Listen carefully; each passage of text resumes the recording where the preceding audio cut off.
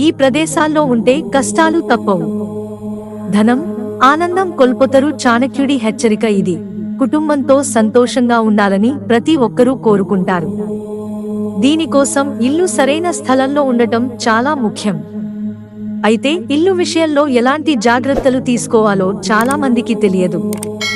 విజయం సాధించడానికి ఏ ప్రదేశంలో నివసించాలి, ఎలాంటి జాగ్రత్తలు తీసుకోవాలో ఇప్పుడు తెలుసుకుందాం.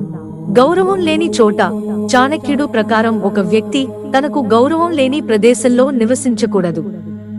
ఎక్కడైతే మనకు విలువ ఉండదో, మన మాట వినేవారు ఉండరో అలాంటి చోట ఉండటం వల్ల ఎలాంటి ఉపయోగం ఉండదు. మనకు సమాజంలో గుర్తింపు ఉండాలి. మన అభిప్రాయాలకు విలువ ఇవ్వాలి. అప్పుడే మనం ఆ ప్రదేశంలో సంతోషంగా ఉండగలం.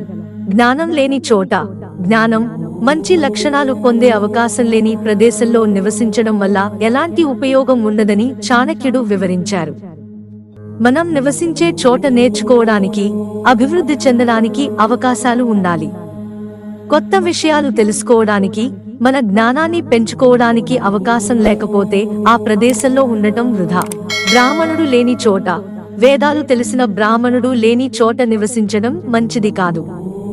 బ్రాహ్మణుడు సమాజానికి జ్ఞానాన్ని, ఆధ్యాత్మిక మార్గదర్శకత్వాన్ని అందిస్తాడు. అలాంటి వ్యక్తి లేకపోతే సమాజం నీరసంగా మారుతుంది. నది లేని చోట. నది లేని చోట నివసించడం కష్టం. నది నీటిని అందిస్తుంది. వ్యవసాయానికి, త్రాగునీటికి నది చాలా అవసరం. నది లేకపోతే జీవనం కష్టమవుతుంది. వైద్యుడు లేని చోట. వైద్యుడు లేని చోట నివసించడం ప్రమాదకరం. అనారోగ్యం వస్తే చికిత్స పొందడం కష్టం. వైద్యుడు అందుబాటులో లేకపోతే ప్రాణాపాయ స్థితి కూడా ఏర్పడవచ్చు.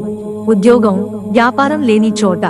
ఉద్యోగం, వ్యాపారానికి సంబంధించి ఎలాంటి ఏర్పాట్లు లేని చోట స్థిరపడకూడదని చాణక్య నీతి చెబుతోంది. ఎందుకంటే జీవితాన్ని గడపడానికి, కుటుంబాన్ని పోషించడానికి ఉద్యోగం లేదా వ్యాపారం అవసరం. అలాంటి అవకాశం లేకపోతే ఆర్థిక ఇబ్బందులు వస్తాయి. స్నేహితులు, బంధువులు లేని చోట. స్నేహితులు, బంధువులు లేకపోతే కష్టాలు వచ్చినప్పుడు సహాయం చేయడానికి ఎవరూ ఉండరు. కష్ట సమయంలో ఆదుకోవడానికి, సలహా ఇవ్వడానికి ఎవరైనా ఉండాలి. విద్య లేని చోట. మంచి విద్య పిల్లల భవిష్యత్తును మెరుగుపరుస్తుంది. విద్యా సంస్థలు లేని ప్రదేశంలో పిల్లల చదువు కొనసాగించడం అసాధ్యం. అలాంటి చోట నివసించే వారి పిల్లలు చదువుకు దూరమవుతారు. అందుకే పిల్లల భవిష్యత్తు కోసం మంచి విద్యా సౌకర్యాలు ఉన్న చోట నివసించడం ముఖ్యం.